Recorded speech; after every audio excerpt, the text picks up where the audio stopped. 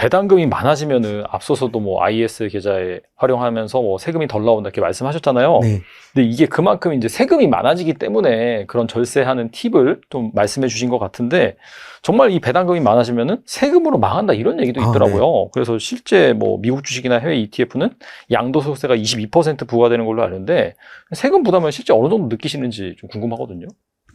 사실 세금에 대해서 대부분 걱정들을 많이 하시고 두려워하세요. 맞아요. 근데 네.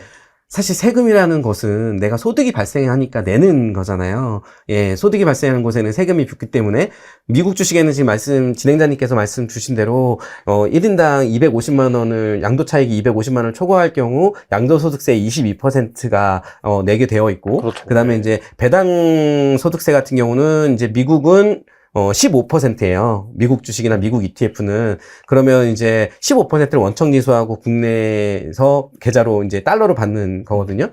근데 우리나라 종합소득세 걱정들을 많이 하시는데 개인소득에 대한 종합과세는 1인당 2천만 원 한도까지는 이자소득과 배당소득을 합친 금융소득 1인당 2천만 원 이내까지는 비과세거든요. 그러니까 그거를 최대한 활용하시는 게 좋습니다. 그러니까 예를 들면 내가 만약에 부부다 그러면 1인당이기 때문에 남편과 아내가 1인당 2천만 원씩 배당금을 받아요. 1년에 2천만 원을 넘지 않는 범위 내에서. 네네. 그러면 4천만 원까지는 비과세거든요. 그러네요, 진짜. 그러면 4천만 원이면 세후로 따지면 사실 세후 4천만 원이면 웬만한 대기업 과장 뭐 연봉 5,500 이상인 대기업 과장의 한 명이 열심히 일하고 있는 거나 마찬가지거든요. 그렇죠. 예. 그래서 저는 이제 그렇게 말씀을 많이 드리죠. 내가 2천만 원, 뭐, 예를 들면 부인이나 가족을 또 이렇게 2천만 원에서 4천만 원이면 누군가 한 명 열심히 대기업에 월화수목금 출근해서 열심히 일해가지고, 매월 월급을 받아오는 것과 똑같은 효과다. 이렇게. 네. 우리 또 구독자분들께서 약간 세금 이런 것도 좀 관심 많으시거든요. 네네. 어떻게 본다면 좀 가장 궁금한 게 이 배당금 받으면은 사실 받자마자 이 원청징수로 15.4% 날라가잖아요. 네. 그렇죠? 그리고 또 2천만 원 넘으면은 금융소득 종합과세 하면서 네네, 또 맞아요. 뭐 이런 거 하면은 사실 배당금에 50% 정도 세금 낸다 그런 말이 있는데 그리고 이 배당금 때문에 나중에 건보료도 오른다 그런 얘기도 있거든요. 그래서 월 1,000만 원 정도 배당금 받으면은 실제로 이 세금이나 이 건보료가 어느 정도 발생하는지 좀 궁금하거든요. 그러니까 배당주 투자하면 오히려 더 손해본다. 네네. 그리고 뭐 그렇게 말씀하시는 분들 실제로 많고, 또 그 이유 중 하나가 세금과 건보료인 것도 맞아요. 그러니까 제가 실제로 연 2천만 원 이상 또 받으면, 세금과 건보료를 무시할 수는 없습니다. 사실 그렇고요. 제가 조기 은퇴한 이유 중에 하나도 그 이유거든요. 그러니까 저도 근로소득이 또 늘어나니까 배당소득이랑 합산이 돼서 종합과세 대상자가 되더라고요. 네. 그리고 또 근로소득과 합산해서 종합과세율 상한액인 진짜 10억이 넘으시면 지방세 포함해서 구간 최대 50%까지 낼 수 있어요. 50%요? 네. 이야. 보시면 되고요. 그러니까 추가로 건보료는 직장인인 경우, 근로소득의 경우 4%고 저같이 금융소득인 경우에는 8% 나간다고 계산하시면 되고요. 근데 저같이 이제 근로소득이 없는 경우, 배당 소득만 있을 경우에는 개인당 미국 주식의 경우에는 8,400만 원까지는 15% 냅니다. 그러니까 분리과세 세율과 같은 15% 낸다고 보시면 될 것 같고요. 네. 그리고 국내 주식의 경우는 15.4%라서 이제 미국 주식보다는 조금 낮아요. 7,760만 원 정도. 조금 유리한 거네요, 미국 주식이 살짝. 근데 네. 이제 제가 살짝 그렇긴 한데, 네.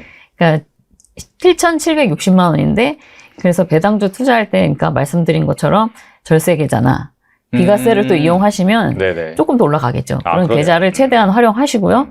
그리고 제가 국내 주식의 경우 개별 종목 투자를 한다고 말씀드렸잖아요. 그 이유 중에 하나가 배당으로 이제 금융소득 종합과세가 되면은 그로스업이라는 적용을 받아요. 그래서 실제 누진세 기준이 살짝 더 올라갑니다. 그래서 미국이랑 비슷해질 수도 있어요. 제가 그래서 ETF도 안 하는 이유가 있거든요. 미국 주식이나 ETF는 그로스업 적용을 받지 않습니다. 아, 그래요? 예. 그로스업 적용 받지 않으면 좋은 거 아니에요, 근데? 그러니까 이제 국내 네네. 주식은 안 받으니까 이제 국내 주식은 그로스업 적용을 받아서 금액이 네네. 조금 더 올라가요. 세금을 조금 낮춰준다는 얘기죠. 예. 한도가 높아지는 네, 한도가 높아지는 거죠. 7,760보다는 조금 더 올라갑니다. 예. 그러니까 미국 주식이랑 ETF는 크로스업이 없습니다. 그러니까 그 딱 7,760이겠죠. ETF로 하시는 분들은. 네네. ETF만 하시는 분들은. 그리고 미국 주식 같은 경우는 8,400만 원까지 15% 내면 끝인 거고. 근데 이제 어쨌든 누진세율 적용을 피할 수 있는 거는 이제 15.4%, 그다음에 만약에 제가 1,000만 원 배당을 받는다면은 부부 이제 반반 하게 만들어 놨어요. 아, 그러면 또 이제 그렇죠. 절반이 또. 절반이 또 네. 해니까 각각 이제 15.4% 정도만 내면 될 것 같고, 그 대신에 아까 말씀드렸듯이 건보료는 8%. 그래서 합쳐서 어쩔 수 없는 부분이에요. 이건 내야 되는 부분이라 그렇죠. 23.5%가 나간다고 보시면 돼요. 그러면 1,000만 원 배당을 받으면 765만 원 정도가 세후 배당금이라고 보시면 됩니다. 765만 원 정도. 네네. 그리고 이제 부부 합산으로 이렇게 잘 나눠서 세팅을 그렇죠. 하면은 대략적으로 한 부부 1억 합산해가지고 6천, 5천까지는 되죠. 그룹소까지 적용받고 네, 하면은 하면은 1억 8천? 1억? 6천 그쵸? 정도 될 것 같아요. 그 정도? 7천 뭐. 그 정도면 풍족하네요, 사실. 네. 그 중에 뭐 세금 그리고 나가면 또- 아깝긴 한데. 네, 아깝긴 한데 어쨌든 원금을 안 건드리고 아. 배당으로 살아야 되니까 어. 뭐 언젠가는 또 뭐 정리를 할 수도 있겠지만 한동안은 20, 30년은 계속 이렇게 살아야 되는 거잖아요. 근데 사람이 퇴직을 하고 원금이 줄어들면 굉장히 이게 힘들거든요. 아, 힘들죠. 심리적으로. 그렇죠. 네. 그래서 세금을 23.5% 내는 선에서 맞춰놓은 거죠. 그리고 또 아까도 말씀드렸지만 55세 때부터 또 연금도 나오고 60세 또 조기 수령할 거라서 네네. 어쨌든 퇴직 전 생활 수준 정도는 유지하면서 살 수 있지 않을까 생각이 듭니다. 그리고 연금 계좌로 ETF를 투자했을 때와 그렇지 않았을 때 세금 차이가 많이 나는 것을 알고 있는데 구체적으로 어느 정도 차이가 날까요? 일단은 우리가 뭐 일반 상품에서 만약에 뭐 일반 주식 계좌에서 ETF 거래를 했었을 경우에 이제 뭐 과세 대상 이익에 대해서 모두 세금을 묻는 그러한 종목을 선택했다라고 한다면 그때는 만약에 1억 원 정도의 뭐 이익이 발생하면 여기에는 15.4%의 세금이 부과가 됩니다. 그래서 뭐 기간에 따라서는 뭐 전체 1억 원의 수입이 한꺼번에 나진 않겠지만 그냥 세금을 과세했다라고 한다면 이때는 15.4니까 1,540만 원의 이제 세금이 이렇게 부과된다라고 볼 수 있는 거고요. 다만 이제 ETF를 연금저축이나 연금계좌 안에서 운용을 했다라고 한다면 가장 큰 특징이 과세 이연에 대한 부분이에요. 만약에 내가 운용하는 과정 중에 1억 원에 대한 수익이 발생했더라도 운용하는 과정에는 세금 자체가 없습니다. 그러면은 내가 1억 원을 고스란히 갖고 있게 되고요. 자, 그리고 나서 인출했었을 경우에는 이제 인출 조건에 대한 부분들은 있어요. 그래서 연금계좌에서 인출할 때 가장 먼저 신경 써야 될 거는 연금 수령 한도.